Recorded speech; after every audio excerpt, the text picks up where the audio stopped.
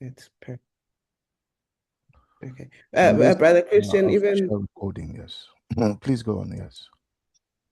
Yes, please. I was going to say, uh, uh,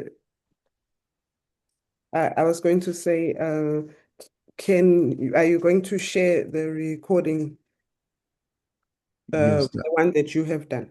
And also, can from all the from presenters, yesterday. yes, can all the presenters share their slides?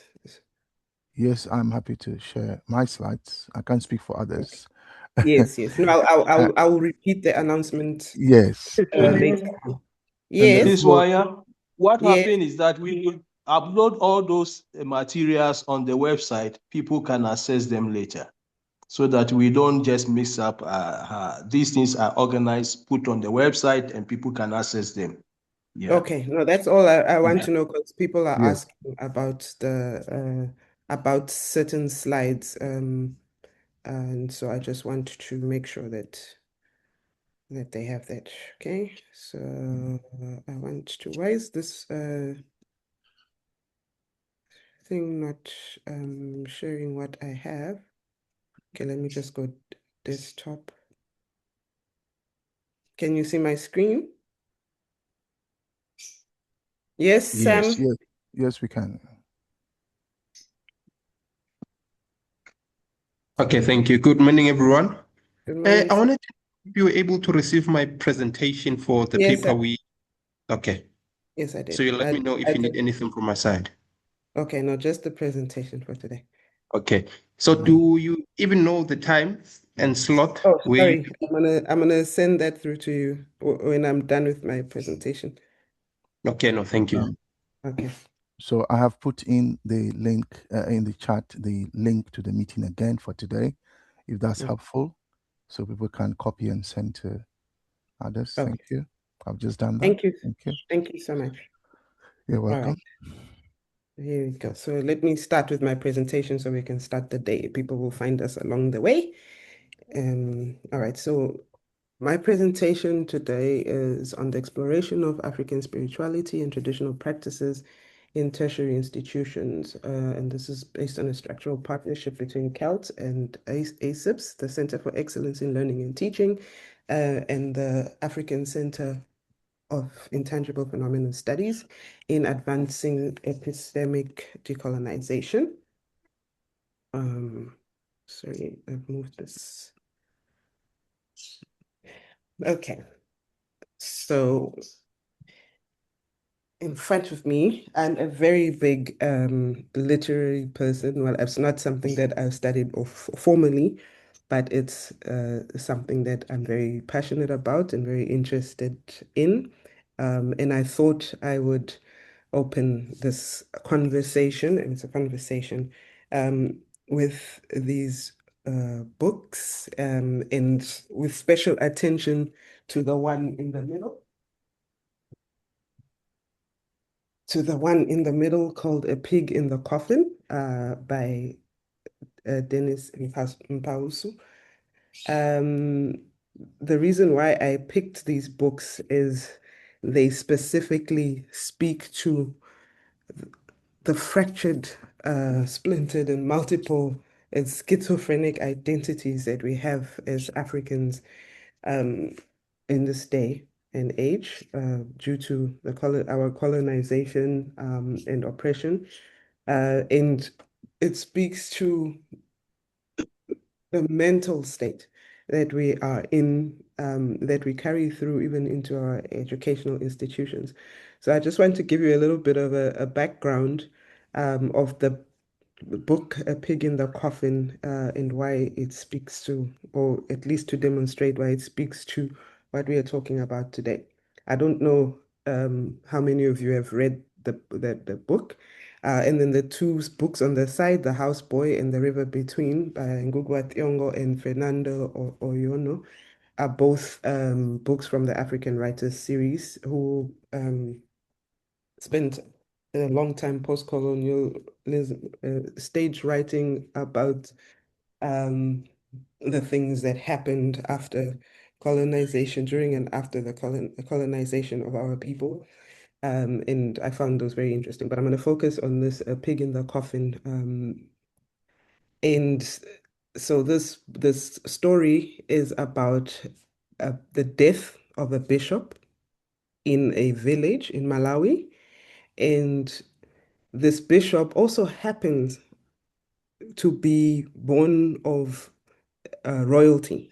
So he's supposed to take on the chieftainship as well in his community. But he decided to uh, die before, okay, he didn't decide to die, but he died. And so now there was a war between the church. They felt they had a claim over him, and so they should bury him. And then there was a claim from his people from the village to claim him. So in that time, his brother took over the chieftainship, and so they had a fight. They took it to court because the church people were like, we cannot bury him with this under such traditional conditions. Those are not appropriate for a bishop. And the other group was saying, but he was actually supposed to be a chief in our village, so we cannot not bury him in our cave. And the judge actually decided to let them sort it out. So they agreed that, okay, we will do the ceremony for the funeral will be the traditional ones. Then you can bury him where you want. Okay, the church can bury him, but we're going to do the traditional ceremonies. And so the ceremony, one of the main features was they had to carry his body through the house, from the front door through the back, like straight through the house, and that only took a minute to do. So they did this, and then the church took him to go and bury him. Then a few weeks later came out a rumor that he was poisoned, and so they had to take this very seriously, and they decided to exhume his body. So now there was another fight because the traditional people do not believe in his body being exhumed, and the church were like, "Hey, we have to exhume his body because there's the claim that he was poisoned, and we need to do an autopsy and all of that."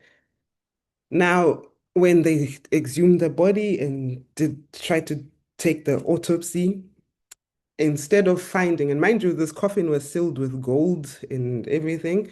When they tried to open the coffin, they found a dead pig inside. Okay, they found a pig inside, right? And then the news people decided to sensationalize this.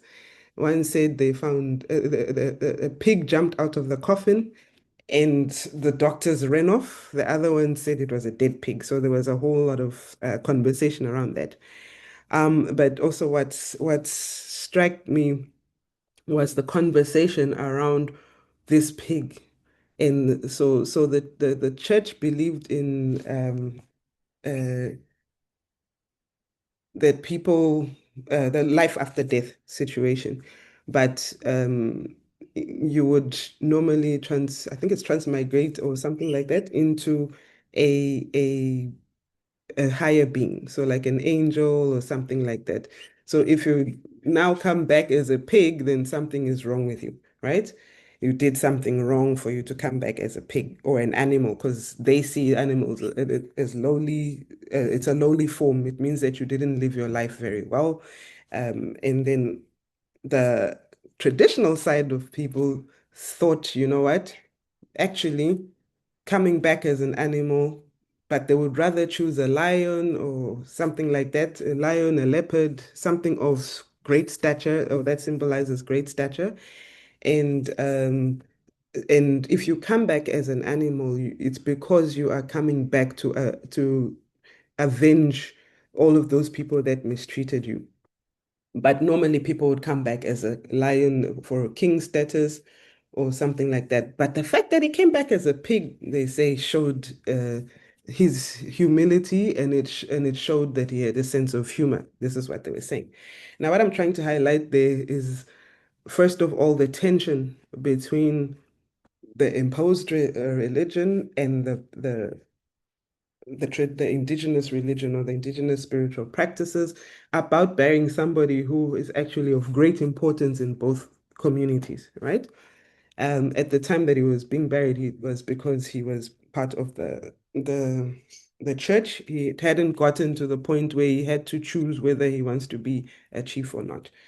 And then the thought process about finding this pig in the coffin and how I just found that interesting how the church people found the pig becoming a pig or coming back as a pig as a lowly form of life, and how the traditional people actually revere animals or respect that animals have a place, and actually spoke to the fact that coming back as an animal when you do specific portions means that you're coming back to do vengeance. They in their analysis or my analysis of their analysis, there was no um, hierarchy with the animals, whereas with the on the Christian side or the church side,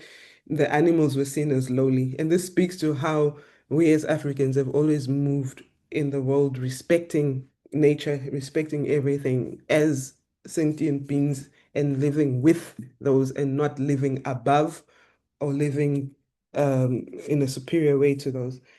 So the other two books I chose because they kind of follow um, a similar conflict between our colonized cells and our indigenous cells, and how we have to move in these spaces. So for me, I feel sometimes the deity is a little bit of a cage, a golden cage, where as far as we were taught about education, it's going to set you free, it's going to do all of these things. It will make us rich, it will make us successful, it will raise Africa for us to you know to go to school.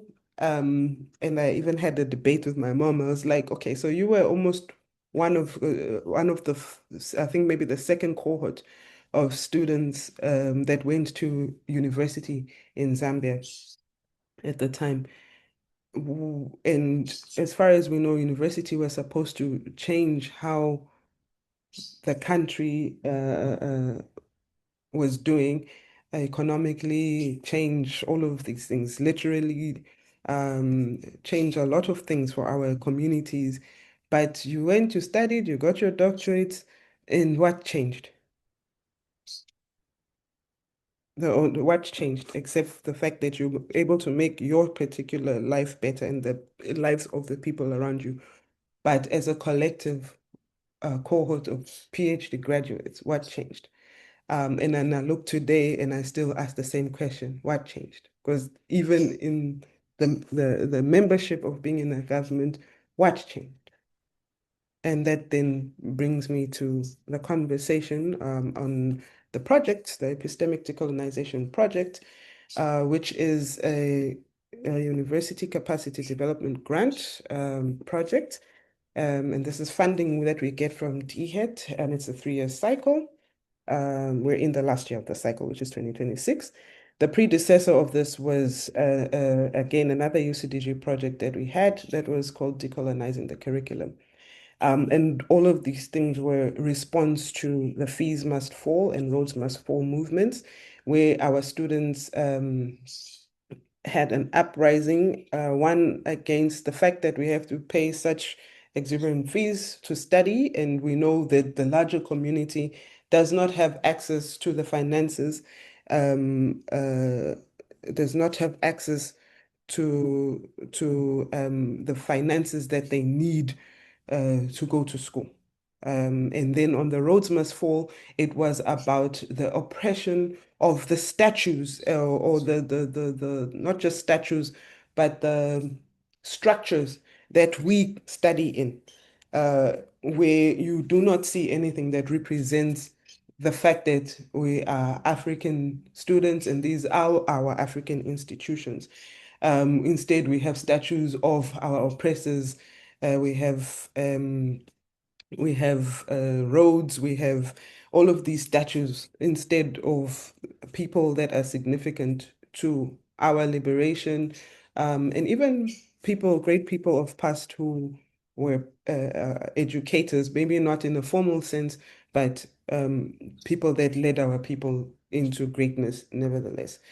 And I find an interesting point to this is uh, it's never the university people who are learned, who go through the process of uh, um, obtaining a master's and a PhD that actually trigger these conversations about the coloniality of our curriculum. It's always the students. June 1976, it was students.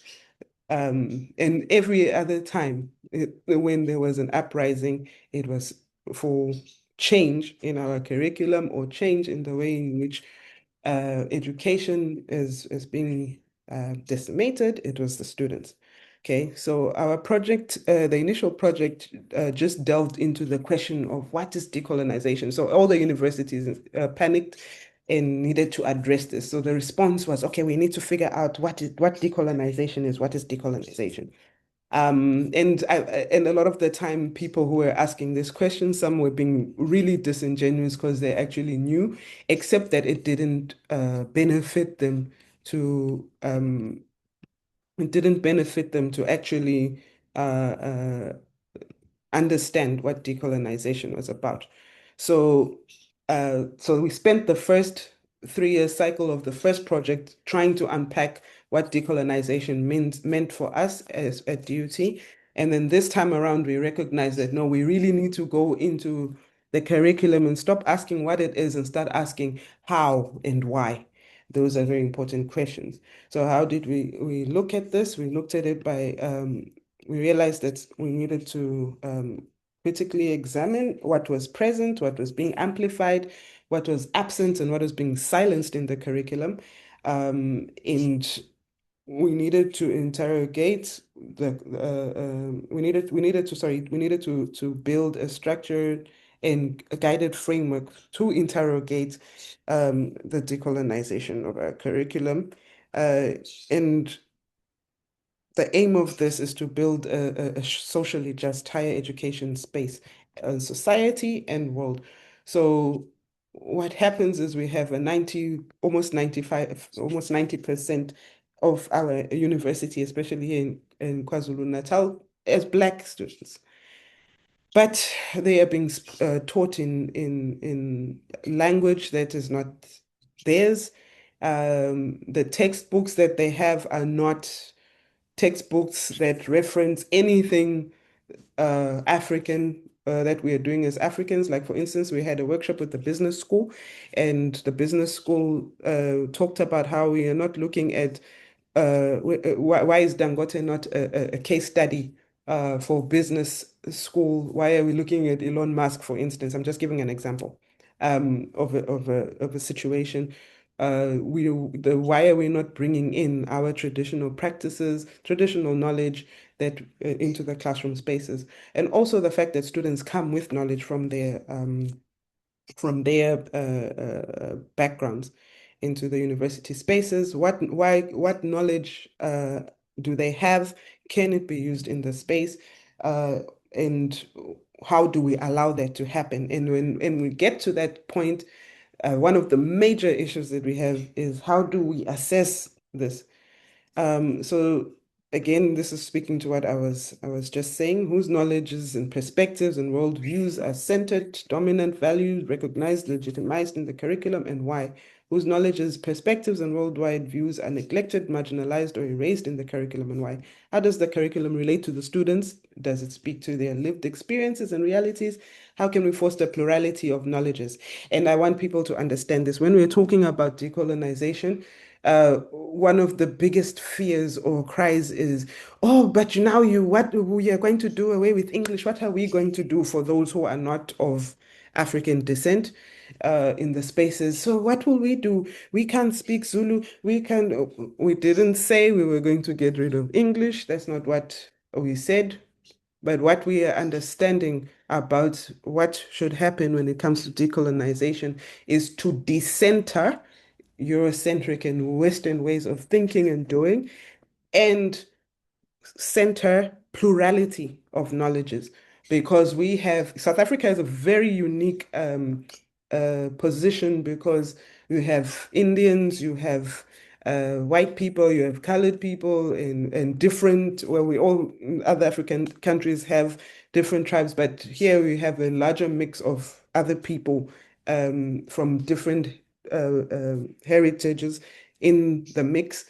So what we are saying is, if you are Indian and you have knowledge of your Indian, bring that in. Let's mix all of these knowledges together and make different or provide different worldviews for our students, different perspectives, bring in different ideas, share those ideas. We are not saying that we are going to completely eradicate English and all of that, because that's just replacing one way of, it's repeating the violence, but from the other end. And we know that that's not realistic in South Africa to do. Okay. So the goals of the project were to develop and implement a curricula that is inclusive and diverse, with plural forms of knowledge and worldwide views for a more inclusive experience, examine how knowledge is structured with an academic program, interrogate what and whose knowledge was given, higher epistemic authority and all of that, interrogate what and whose knowledge just were marginalized from the curricula and why, exploring knowledge blindness, engage with local communities in dialogue, develop resources to integrate decolonized knowledge and pedagogies, implement a pilot decolonized curriculum, which has been, which has been very, why are we here? Sorry, my apologies. Develop, where was I?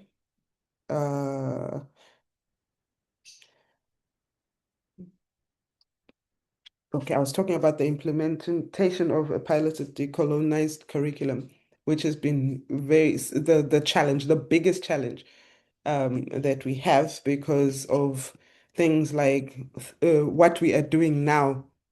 How do you engage African spirituality in the curriculum? And yesterday, I think we had some very brilliant examples from Brother Chris and Baba Beni and Brother Nano as well. So ultimately, we want to develop a research plan and proposal for ethical consideration, so that we can carry on doing research under this to see what is the best way that we can offer a diverse and inclusive curriculum to our students, that they can see themselves in their curriculum. You know, knowledge of self is a very powerful thing. And the reason why it seems like we might not be confident, I'm thinking about the question that was asked yesterday about why do we seem to be inferior? And it's because we're not moving with the knowledge that we have. We are moving in a knowledge system and with knowledge that is not our own. Or it is our own when you look really back into in time, where it's knowledge that was stolen from us and rebranded, but we don't recognize it, because again, we spoke about how spells were used, words as spells. In excluding us from that knowledge, so we don't recognize it as our own, and therefore we're not moving in confidence. You'll find like students have got very brilliant ideas that they want to share, but they can't express those ideas because they are not allowed to use English to express those ideas, or they think they're not allowed to use, I mean, they're not allowed to use their vernacular languages. So they think they can't uh, express what they're trying to say. And some of them fail because they know the content, and they understand what is required, but they're not allowed to express in their vernacular, and therefore they end up not doing as well. So it's things like that that we need to look at. Although when I'm talking about this, we have a language policy which says, look, instruction is all in English and that's it. But you can engage with your students when they're doing projects and things like that. You can allow them to, or you can bring up isiZulu for them to use when they're working in their projects and explaining, or even use, if it's like a video, for instance, they can use subtitles that are in isiZulu, or explain in isiZulu and have subtitles in English and stuff. But in terms of instruction, examination, and all of that, it's Zulu. But the interesting thing is that test papers come in Zulu and in English and Afrikaans. Nobody questions why Afrikaans is still there, which is very interesting to me. But I'm not going to go into that because that's not my battle. Okay, and then the other thing, that another goal is for us to benchmark and partner with one or more universities internationally who are undertaking the decolonial process. But we're also partnering with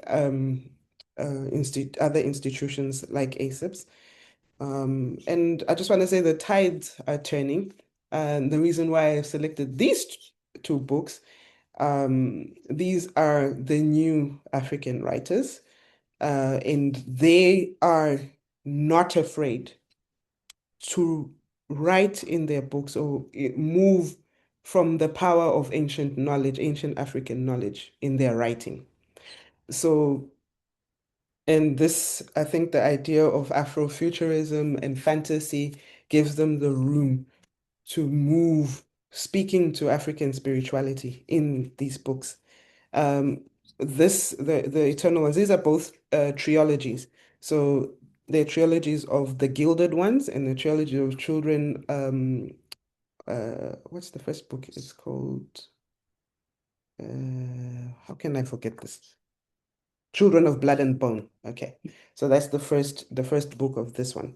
And what is interesting about these two books, the first one speaks to the coming of age of girls, but it goes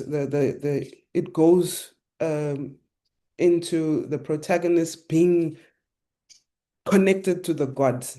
And they bring up all of these ancient gods. But I think both writers are Nigerian, if I'm not wrong, or at least West African. And so you get reference to a lot of the Yoruba goddesses and gods within this context. But what impressed me, or what impresses me about them, is they've gone and researched all of this African spiritual knowledge, and have not been afraid to put that down and move with that in their books. And I think there is a great movement for us to discover who we are right now as Africans. I think that was a big question that came up yesterday. Who are we? And I think Brother Christian also made mention, and even Brother Nana, when he was talking about the rhythm, said, "Stop being afraid." When he was talking about frequencies. To me, these books raise your frequency to be proud of who you are as an African. And I wish that in this day and age, our young ones read more, got off their tablets or the phones and actually read more. And then they would be able to move forward. But the tide is turning, because there is right now a great spiritual awakening to who we are as ourselves. And therefore, this aligns with the relationship and the partnership that we have with ACIPS. So But Menzi came to me. I've known Brother Menzi, or Ubaba Menzi Kakoto Masego. That is what you would know him as officially and formally. But he's my brother as well, so I'll say But Menzi. And he said to me, Bwalya, we have got this program, this institute, which is registered, called ACIPS, and we really would like to start bringing this to our institutions and see how we can partner with that, because it's a research-based institute where we want to explore intangible phenomena of our African spiritual practices and also our traditional practices I know Butmenzi to be very strong on indigenous knowledge systems as well, because I've worked with him in another space, which was planetary health, and we had a planetary health community where we were dealing with the humanities of that space. And so I said, you know, I'm not going to say no because outside of duty, this is who I am. This is what I want for our people. So I'm not going to say no. Also because it's a very unorthodox way of bringing this type of knowledge into the space, where you are not just coming with academics who can debate and theorize about the decolonization, about African spirituality and all of that. They actually practice it, and actually we need the people that have the practical knowledge of this. They might not be academics, but we have to work with those people and the communities. I don't know much about this, but I do know that this is important.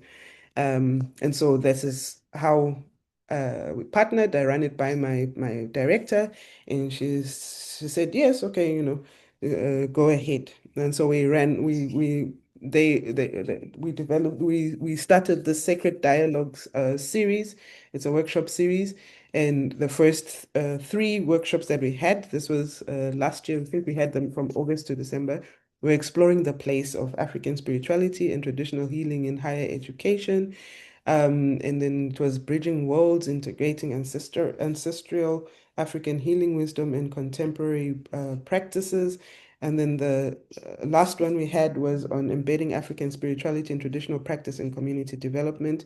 And out of that, the reflections that I got from those 3 workshops, the universities, we need to consider incorporating traditional practitioners and professionals into our systems, um, even at the orientation stage, because what came out, our duty staff were involved.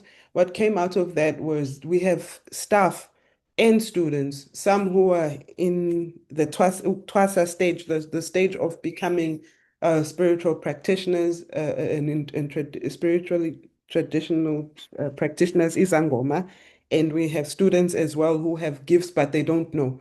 And when they're under high pressure, they get triggered, and nobody knows how to help them. Nobody knows what's going on. If you have a teacher who is not of Zulu descent or African descent, they can't, it's scary. So we also recognize that our staff need training by the practitioners in the space so that they can assist students, or at least call on someone who is able to. That's why I only know of 3 people who are lecturers at duty who have the gift of Ubungoma. And one is a Sangoma, Mam Kize. One I think is practicing. She was here yesterday. Is still in Twasa stage. Well, the last time I spoke to her. And then the other one is also a Sangoma, Mamdeli. And those are 3 people. They are also working as lecturers, so they don't have the time as well to do this. I mean, Dr. Mkiza tried to assist, but also found in some ways some blockages towards this concept of actually assisting students. So she came up with a proposal. They came up with a proposal that students, upon registration, declare that they may be spiritually inclined, so that it's not a shock to whoever is around when something happens, and then they're able to assist. But I am not sure where that was going. Yeah, I'm not sure where that was, where that went to, how far that got, but it seems like it was not really taken seriously. And then the need to build safe spaces for students who are spiritually inclined. We need to have more conversations across cultures, actually. When I put out this, or when we decided to do this decolonial project, I've just find it interesting that for some reason people seem to not think that people of Indian descent can bring their traditional practices. It has to be a conversation because now it looks like we are taking over as Africans in marginalizing everyone else, and we know that that's not where we're coming from. So we also looked at how we can engage more with the community with ACIPS and through ACIPS. Okay, so what's next? We're continuing with the Sacred Dialogues workshop series. Looking forward to running another symposium 2027 and new partnerships that have come out of this symposium. And really, this is lifelong work. It's something that I hope to carry even after I'm no longer work in the institution. Um, it's a passion of mine, but it's also lifelong work in the sense that once we awaken our students, once we awaken our children, it is work that they need to start. So let us put the dent, let's put the marker, the dent. Even if we don't break through, we hope that our kids will continue to dig in that same spot until they have a breakthrough. Our kids. So that's what it is, what this partnership has been about in the reflections thus far. I put a Bemba proverb as I am of Bemba descent. Bemba is a language group of people and an ethnic group of people in Zambia from the north. You can also find us in the Congo as well. So it says, Abale babili na manu yabili. So where there are two people, there is double wisdom. And this is the basis of our partnership with ACIPS and any other person or any other group of people or institutes that we will partner with, because this work cannot be done in silos and we cannot do it alone. Otherwise, it just gets diluted into everything else.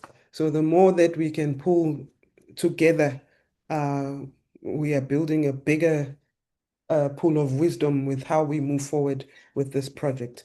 Thank you. That's it, my presentation. Any questions?